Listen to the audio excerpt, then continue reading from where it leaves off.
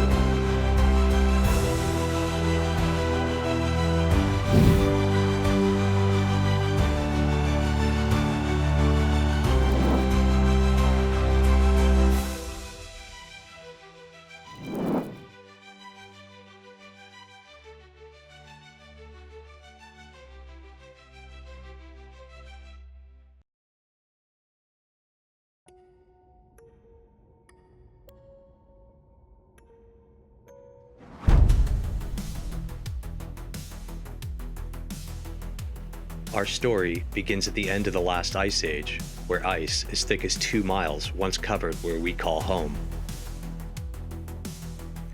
As the glacial ice began its gradual retreat approximately 18,000 years ago, a remarkable transformation unfolded. The remnants of these ancient glaciers carved out vast landscapes, leaving behind a legacy that would shape the world we know today. Among these geological wonders emerged a body of water that would become known as Lake Erie. A symphony of nature, which left a large swamp in Millcreek Township. Remnants of the Black Swamp, a prehistoric marshland that once stretched for miles along the Lake Erie shoreline. The swamp in this area was primarily sandwiched north of West Ridge Road and south of West Lake Road. In 1799, Thomas Reese of the Pennsylvania Population Company sells the property that would later become much of the Gateway District to Eliphalet Beebe, Erie's first shipbuilder, who in turn sells the property to Thomas Laird in 1827. When several local citizens got sick in 1830, the swamp was to blame. They needed a plan. A group of local residents took matters into their own hands. Several ditches were dug through the Marshall and Kelso farms, finishing with a trench leading from the Daniel Tracy property.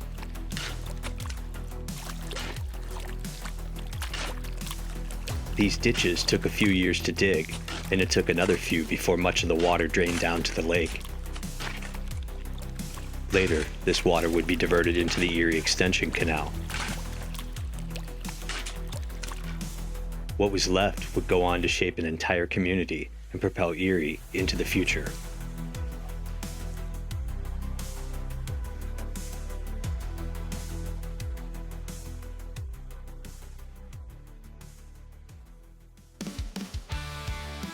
It's 1833, and the farmers of Millcreek Township have begun to clear away the rocks and debris left behind after draining the swampy area that once permeated below the Ridge Road throughout much of the township.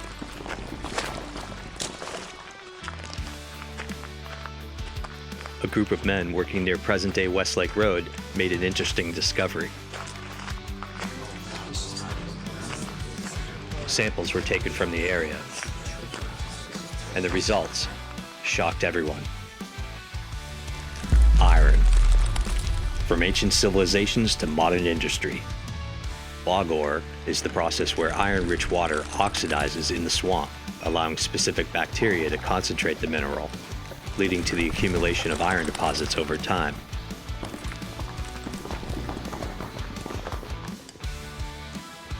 The ore was taken to the Jarvis furnace located at 11th and State Street, which was powered by a blind horse walking in a circle.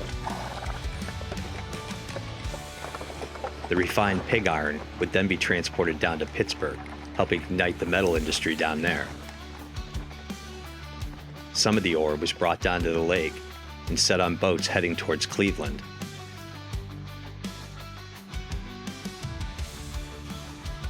Meanwhile, back in Erie, this vein of ore was used to cast Erie's early stoves, the tools used to build a town, and the plows the farmers used to feed our families.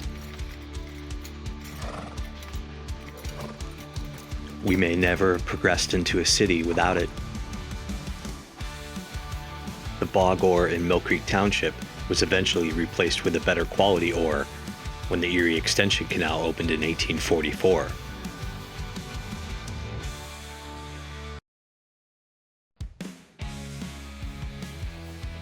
In 1889, the Erie Electric Motor Company was formed, and its new manager, John Casement, had a plan. I propose we begin construction on a trolley line to Massasauga Point. The hotel, at the western end of Presque Isle Bay, was owned by wealthy railroad industrialist William L. Scott. Whoa. Hold up there, gentlemen. Hey, you fellas lost, or you just hanging out in the woods together?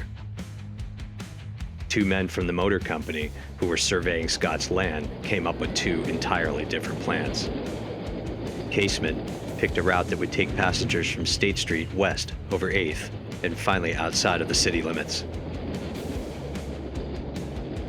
As the line moved west across the Lake Road, plans were put in place for a funeral car to stop at Trinity Cemetery. It was at this point that Casement's plan went into action. The trolley line turned north and ran behind the old El Patio Motel, behind the long-removed Scott's Motel, and continuing north towards the bluff. This is where things get a little tricky. The trolley line straddled these two properties before coming to a large ravine that required a 60-foot-high railroad trestle to be constructed using timbers from the Erie and Pittsburgh Railroad. Immediately upon crossing the trestle, the trolley made a sharp turn to the east and rode along the bluff, where a set of paths and stairs awaited the passengers to make their way to the resort hotel below.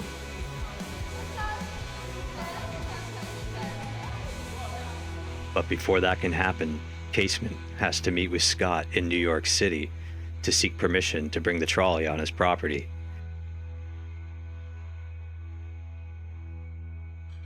And these two men have a history of bad blood between them.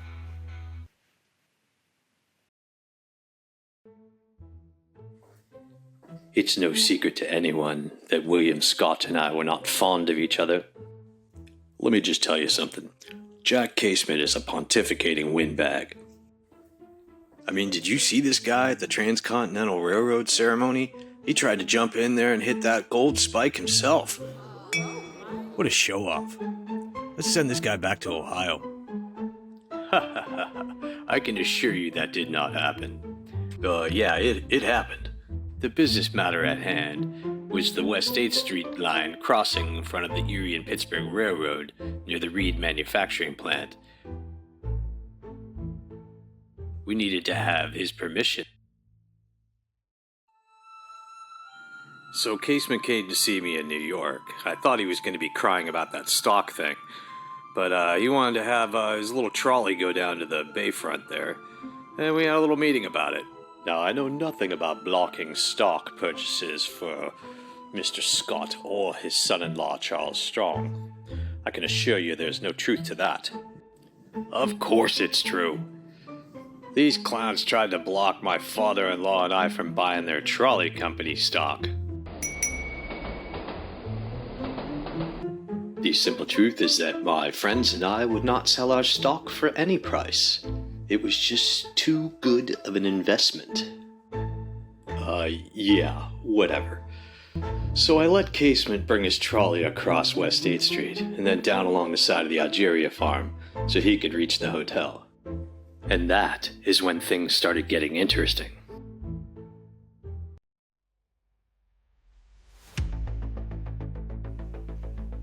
In 1891, the new landlord of the Massasauga Hotel thinks he knows how to generate a profit by installing turnstiles and the ability to charge admission to the hotel grounds. Suddenly, the trolley cars are showing up to the hotel with less and less people. yet somehow the beach always seemed to be packed with people. This single change seemed to set off a chain of events that can still be seen to this day. The people were getting there another way. The citizens of Erie have found a loophole in the hotelier's plans. They are exiting the trolley at the Trinity Cemetery and walking down to the beach, avoiding the turnstiles altogether.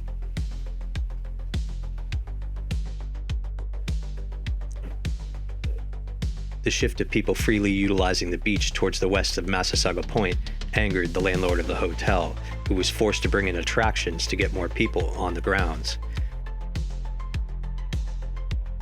The first of such attractions was Prince Leo. Leo was a 13-year-old boy who would fill a giant balloon with hot air and take flight over the crowd.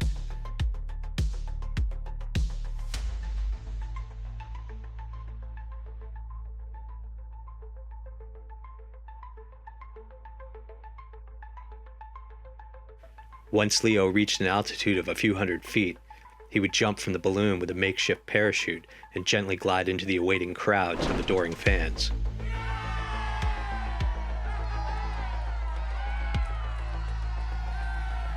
Leo performed here for 3 seasons before an injury in New York State sidelined his career.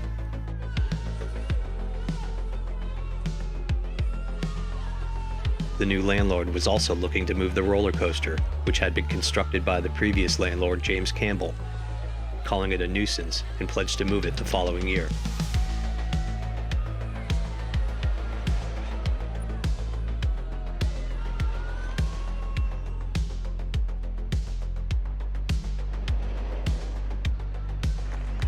Erie Motor Company manager John Casement leaves Erie for San Diego and is eventually replaced by the new manager, John Brady. The celebrations continued with the hosting of picnics for social organizations such as the Manicore Club and the Caledonian Club. But the party was cut short on September 11th when William Scott dies of heart failure in Rhode Island and is interred in the Erie Cemetery, leaving his son-in-law Charles Strong to manage his estate locally. A couple of months later, the Lone Fisherman's Inn, a popular restaurant just east of the Massasauga grounds, burns down and is replaced with the Tracy Point Hotel the following season, bringing more people to the area. But soon, Massasauga Point is going to make history.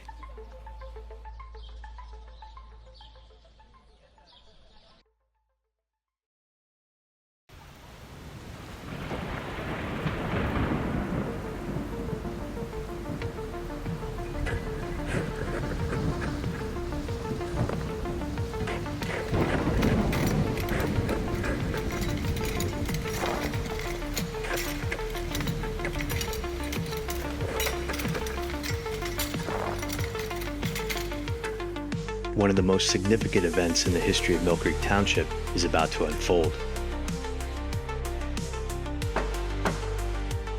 creating lawsuits and litigation that lasted almost a decade. A pathway that found the Erie Motor Company spending much of their time defending themselves in court. Good evening, Judge Gunnarsson. What brings you out on this frightful night? They're taking my land.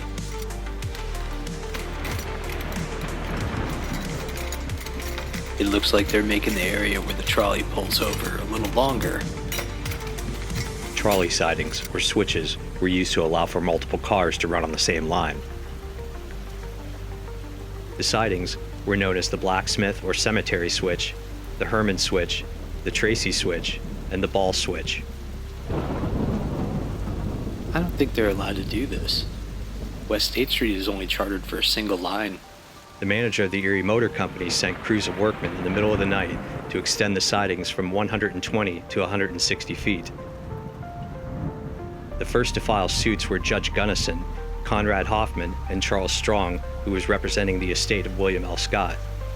In retaliation, the motor company parked several trolleys in front of the judge's house each night. This sparked a fury of protests by the residents.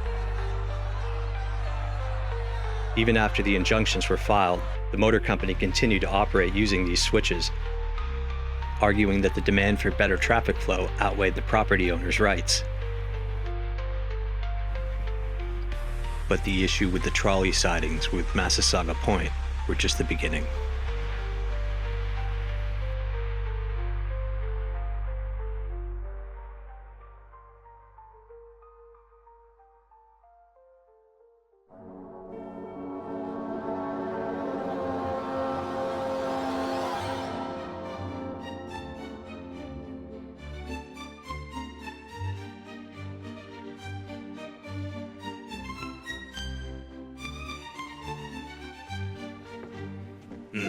I've never been inside a mansion.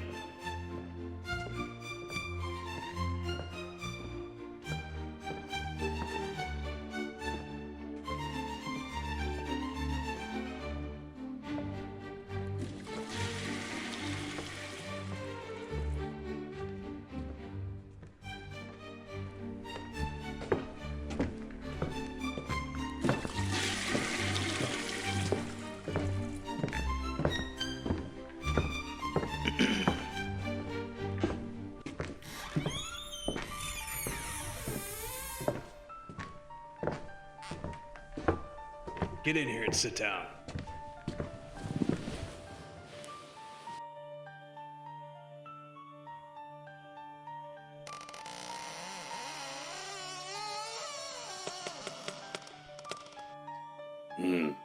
It's an awfully big house you got here, Mr. Strong. I'm surprised you don't get lost every day. That's what the staff is for, Tom. Now, can we get down to business? By all means, sir, continue. I assume that you've read in the news that the railroad companies will be hosting their summer picnic here this August. No, I didn't. News doesn't get to my part of town very quickly. Well, when the railroads converge in Erie this August, it's going to be one heck of a party. Yes, that does sound like a good time. And that's why we want you to stop it. To stop it, sir? Why would we want to do that? You see, Tom, sometimes there are decisions that executives such as myself have to make. So what do you suggest? I'm sure an enterprising young man like yourself who wants to move up the corporate ladder will think of something. Well, I realize that, sir, and I'm glad you called on me to solve your problems. I'm your man. And sir, I'd like to thank you for making sure that our commodes were working properly.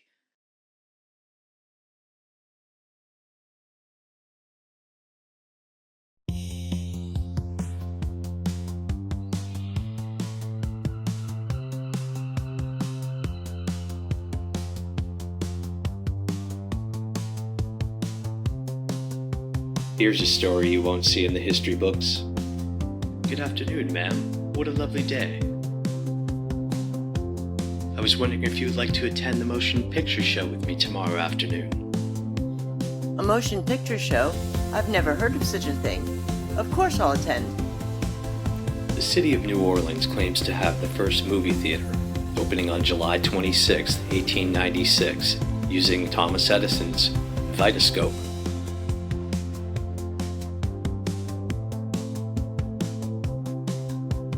I find this information fascinating considering the fact that the Vitascope Theater opened at Massasauga Point here in Erie, Pennsylvania, July 20th, 1896, a full 6 days before New Orleans. Welcome, ladies and gentlemen. Please take your seats. The show is about to begin. 300 wooden chairs were purchased from the Union City Chair Factory.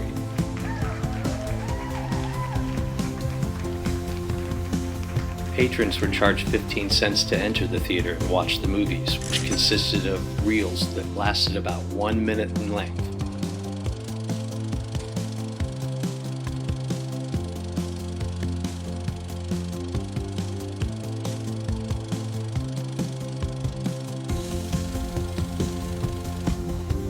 And to top it off, there was even a controversy. One of the films included some, let's say, risque content for the time.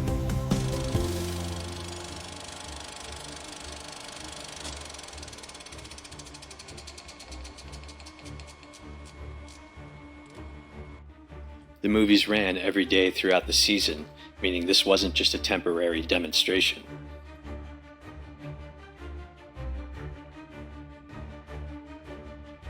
Thomas Edison's company stopped production on the Vitascope in November of that same year. By that time, there were hundreds of theaters operating all over the United States. This would mean, in fact, that Erie was home to the first paid movie theater and not New Orleans. But that seems to be conveniently left out of the history books. And I'll be okay with that, because I found the love of my life.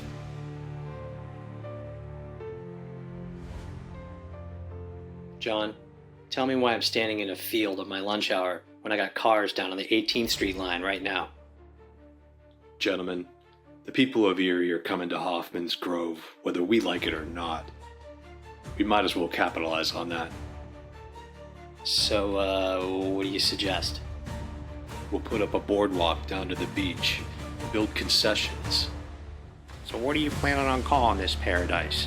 This woods by the sea? Let's call it Waldemir. Or call it whatever you want. It doesn't make a difference. All I know is that we have to compete with these guys across the way. You want to go to war with the Scott estate? Yes, that's exactly what I want to do. I need a reason why, John. It's simple economics. The Scott estate controls the land over there, but they don't control the full beach. Now, if we can get access to the beach, we end up controlling the season, when it starts and when it ends. You know, we have this railroad picnic coming up. We kind of got bigger fish to fry right now. Gentlemen, make it happen.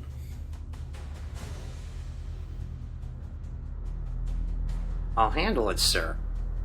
I hope you're right about this. But little did they know that a sinister plan was being hatched just next door.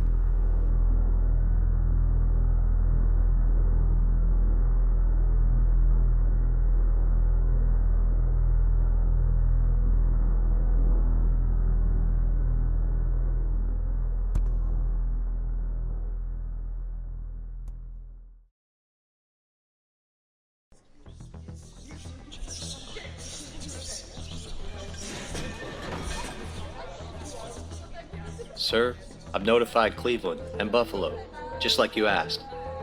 And the sheriff? Yes, the sheriff too. He'll be at the hotel the first thing in the morning. Good. That's good. Sir, if I may ask, what's this all about anyway? You may not ask. This is business of the estate. You got that? Not a word to anyone. The following day, Sheriff Krause made his way out past the Algeria farm and down to the Massasauga hotel. Good morning, Sheriff. How can I help you today?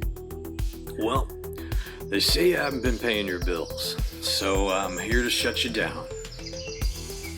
Sheriff, come in, sit down.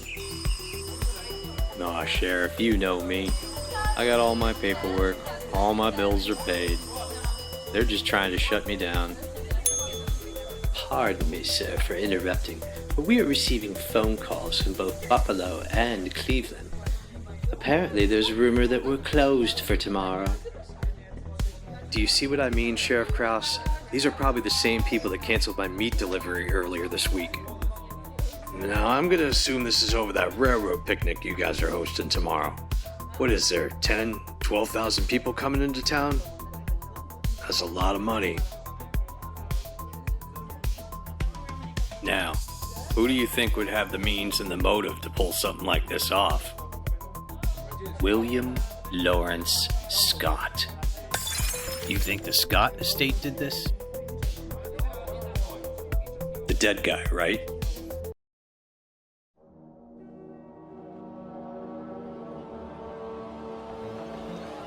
Later that morning, Sheriff Krause pays a visit to the butcher shop.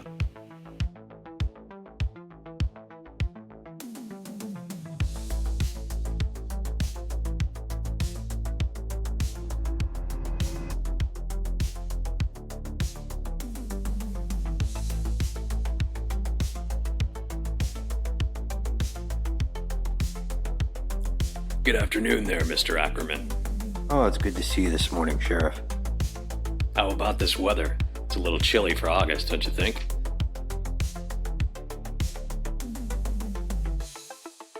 So, Paul, I gotta ask you, I hear that someone called to cancel the order for the Massasauga Hotel. Ah, yes, it was the strangest thing.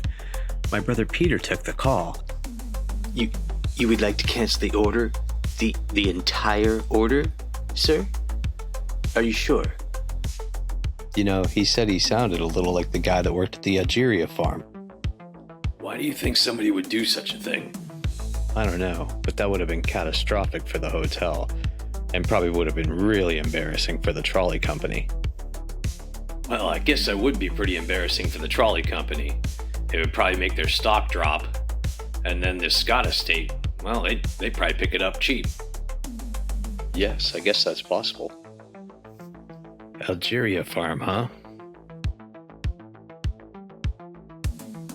Well, I thank you very much there, Paul. And the wife would also like a pound of ham. Later that morning, Sheriff Krause decided to visit the Algeria farm. The renowned Algeria farm stables, once owned by William L. Scott and now controlled by his son-in-law, Charles Strong.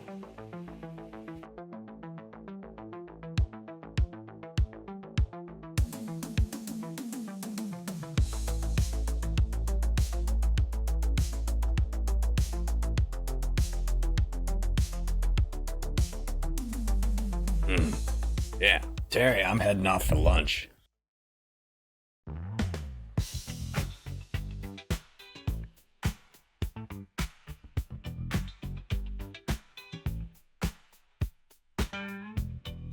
Have a seat there.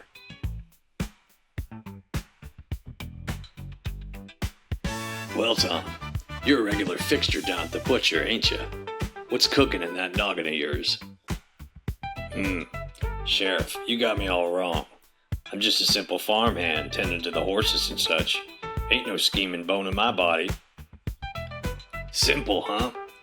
Well, Tom, let me lay it on the line for you.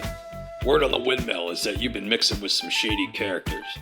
Characters who got a hankering for disrupting the big old railroad employee picnic this weekend. Railroad picnic? Why, Sheriff? I reckon I ain't got nothing to do with that. I'm more interested in the horses' gossip than any old picnic. Now, Tom, don't play coy with me. You see, the Erie Motor Company stands to make a pretty penny from that picnic, and if it goes belly up, well, let's just say there's a few gentlemen that won't be too pleased. You catch my drift? Drift? Sure, Sheriff, but what's that got to do with me? I'm just a humble stable hand brushing down the horses and such. Tom, I've seen more schemes than a snake oil salesman at a county fair. You've been chatting up folks from the Scott estate, whispering secrets like a wind through the hayfields. Now spill the beans. What's the game here? Sheriff, you got it all wrong. I was just discussing the weather with old Mr. Strong. You know how he gets when the clouds gather. As for the secrets, I reckon the horses know more about me than anyone else. Tom, I've got my eye on you. One false move and I'll have you mucking out stalls in the county jail. You hear me? Crystal clear, Sheriff. But just so you know, my horses vouch for my innocence. They're stand-up witnesses, the whole herd of them. Don't test me, Tom. Keep your nose clean or I'll be saddling you straight into a heap of trouble. Now get.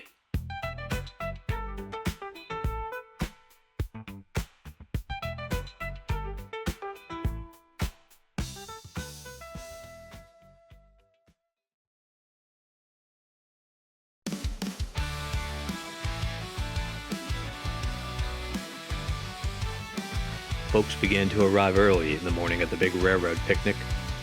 Over 10,000 people from all walks of life exited the trains and made their way to the awaiting trolley cars that were operated by the Erie Motor Company. Visitors as far away from New York and Chicago were loaded onto trolley cars headed for the Massasauga hotel grounds. For many families of the railroad employees, this was their first trip to a beach resort, or their first trip anywhere. It must have been quite a thrilling experience. One by one, the families would make their way onto the beach.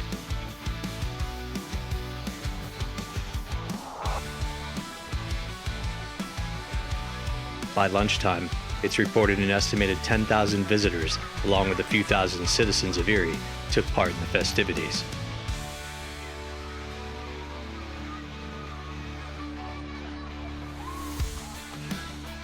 Wondering at the marvel of Thomas Edison's Vitascope, this single picnic exposed this new technology to thousands of people that ignited an entire industry. Would you allow me to have this dance? Dance instructors provided afternoon classes for those wanting to participate in the nighttime festivities.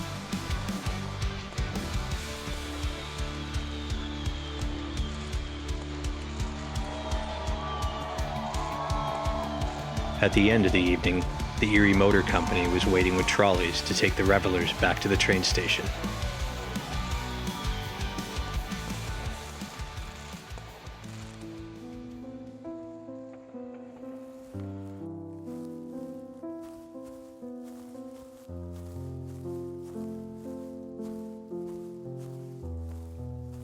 Good morning, Sheriff Krause. Good morning, John. Some of the guys from your shop said you might be down here.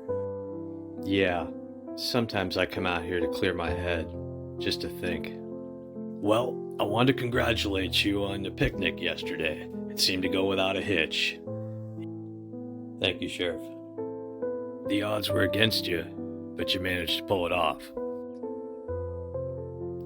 So, what's next? Well, what do you think of this place? Maybe we'll buy this. I think that's a great idea, John. James Marshall just passed away. This was his land. Now I gotta convince the board of directors to see if we can buy it. Ah, that's right. Didn't they just bury him up there in Trinity Cemetery? Who knows, maybe in 100 years, people will still be coming out here. You might be right, John. You might be right.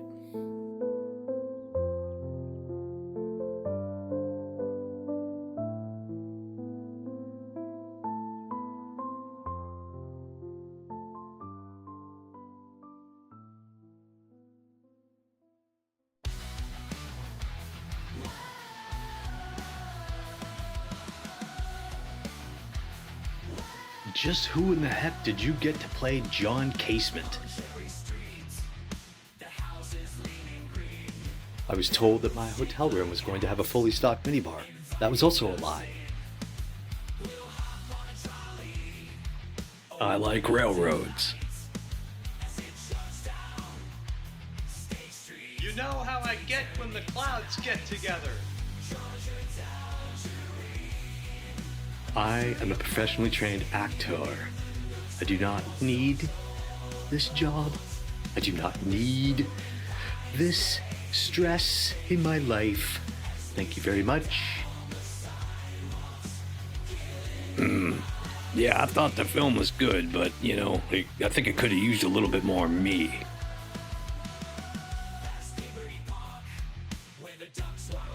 As one of the executive producers of this film, I would just like to say thank you so much for the talent and time that it took for you to go through all this and put this together for us. This is absolutely amazing, and I'm going to tell my kids about it.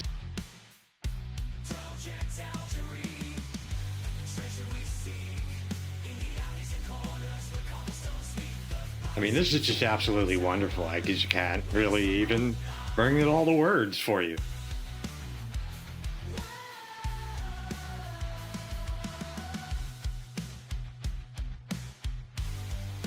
Well, I actually didn't play in the film, but I knew some people that were going to be in it, or they were going to try out, but they didn't show up, and you know how it goes.